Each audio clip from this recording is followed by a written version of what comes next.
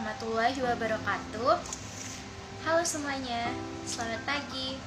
Kami dari kelompok 2 akan memaparkan hasil diskusi kami mengenai kajian teori dalam penelitian yang diampu oleh Bapak dosen Dr. Andes Nasirwan, SE, MSI, AKCA.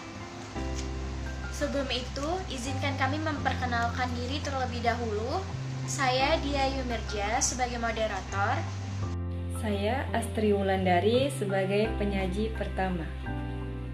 Perkenalkan, nama saya Bropolikana Baban sebagai penyaji kedua.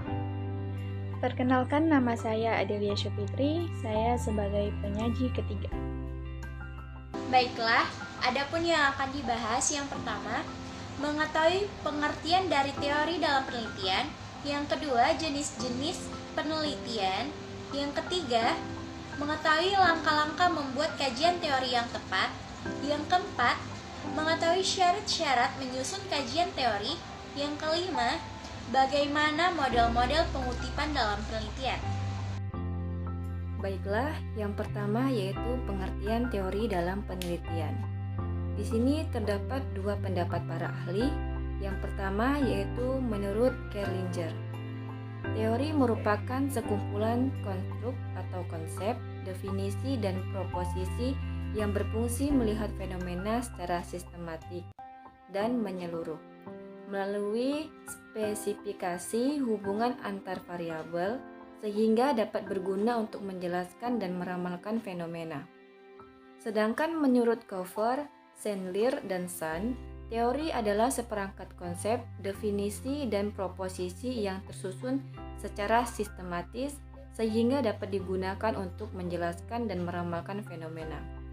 Nah, dari kedua pendapat di atas dapat disimpulkan bahwa teori dapat berupa konsep, definisi, proposisi tentang suatu variabel yang dapat dikaji, dikembangkan oleh peneliti. Selanjutnya yaitu jenis-jenis teori penelitian. Nah, di sini terdapat 3 jenis teori penelitian. Yang pertama ada teori induktif, yaitu yang menerangkan suatu hal dari data ke arah teori. Yang kedua ada teori deduktif, yaitu yang memberi keterangan dimulai dari suatu perkiraan atau pikiran spekulatif tertentu ke arah data yang akan diterangkan. Dan yang ketiga ada teori fungsional, yaitu yang nampak adanya suatu interaksi pengaruh antara data dan perkiraan teoritis, yaitu data yang mempengaruhi pembentukan teori dan pembentukan teori kembali mempengaruhi data. Selanjutnya, peran dan fungsi teori dalam penelitian. Di sini ada 5 peran dan fungsi teori penelitian. Yang pertama, menetapkan suatu ketentuan. Tujuannya sebagai klarifikasi beberapa teori yang dipakai peneliti untuk mengatasi masalah yang muncul saat penelitian.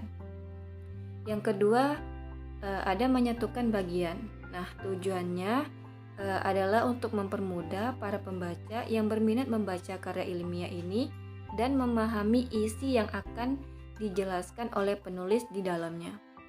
Yang ketiga ada gambaran latar belakang. Nah, di gambaran latar belakang ini membeberkan inti-inti karya ilmiah melalui latar belakang yang nantinya membuat penulis menjelaskan alasan terkait mengapa dan bagaimana situasi dari suatu objek penelitian tersebut. Yang keempat ada pembatasan penelitian. Pembatasan penelitian ini tujuannya agar pembahasan yang dilakukan tidak menyimpang dari batasan yang dimuat atau yang akan diteliti. Dan yang kelima yaitu ada informasi metode. Informasi metode ini yaitu teori menjadi salah satu cara bagi pembaca mengetahui dan memahami tentang metode yang digunakan oleh penulis dalam menyusun karya ilmiah. Baiklah, presentasi akan saya ambil alih. Selanjutnya kita akan memasuki materi langkah-langkah membuat kajian teori yang tepat. Nah, yang pertama itu tetapkan variabel yang diteliti. Artinya di sini bahwa saat kita ingin melakukan kajian teori, hendaknya kita harus menetapkan variabel yang akan kita lakukan atau kita laksanakan dalam penelitian kita. Nah, yang kedua, mencari sumber. Yang artinya di sini baik dari sumber buku, jurnal, maupun kamus dan laporan penelitian yang ada.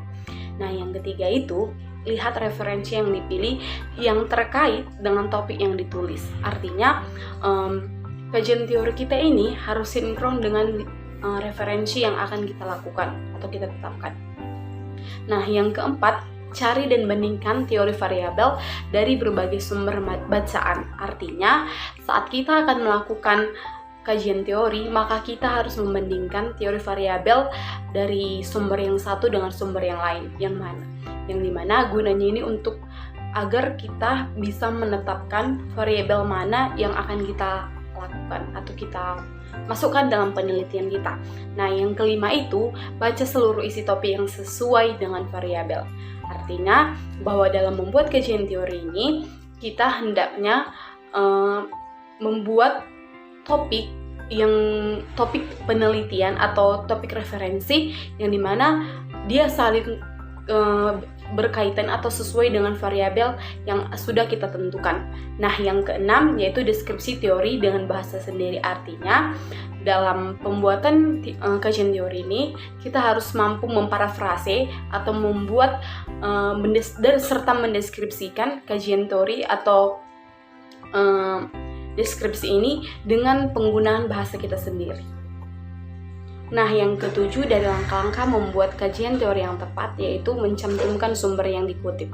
Artinya di sini, dalam penetapan kajian teori, hendaknya kita mencantumkan sumber-sumber yang terkait. Nah, guna dari mencantumkan sumber-sumber yang terkait atau yang kita kutip itu adalah untuk mempertegas atau memperkuat adanya isi laporan kajian teori atau laporan penelitian kita. Nah, selanjutnya yaitu syarat menyusun kerangka teori.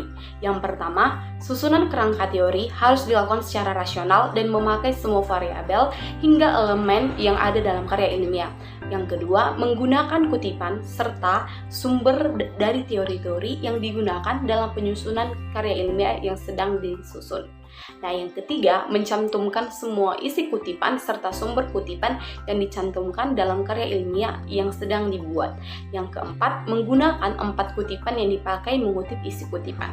Yang kelima, menggunakan beberapa cara menulis sumber kutipan secara benar dan tepat serta tidak asal-asalan dengan sesuai aturan. Nah, yang keenam, mencantumkan nomor pada setiap kutipan yang dimasukkan sesuai dengan kerangka-kerangka.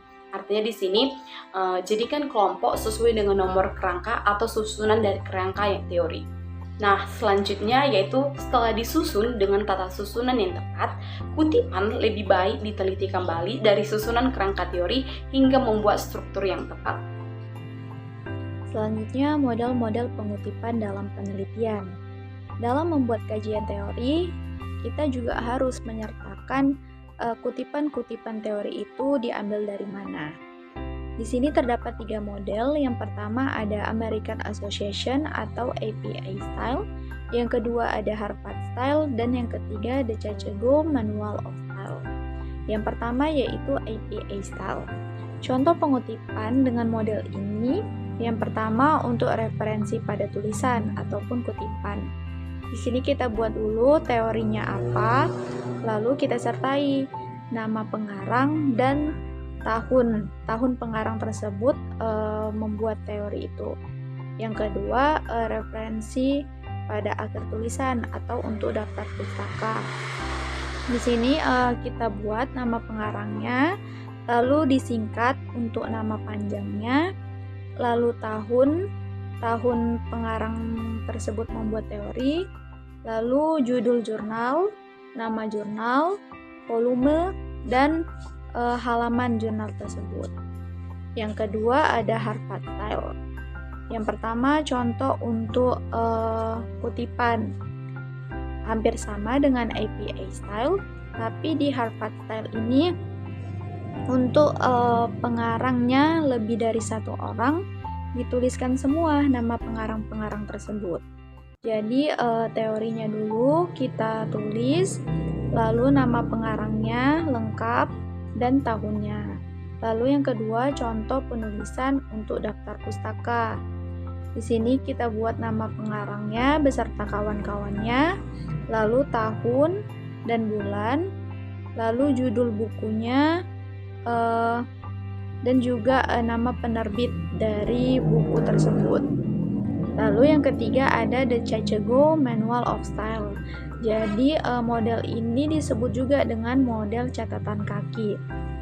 Jadi di sini ada kutipan-kutipan berupa angka. Contohnya, microlearning merupakan sebuah pendekatan pemerolehan ilmu pengetahuan di era digital. Di sini kita buat tanda kutip 1. Lalu nanti di bawah kertasnya itu kita buat bahwasannya kutipan 1 itu merupakan teori dari nama pengarangnya, kita buat, lalu nama penerbit dan juga tahunnya.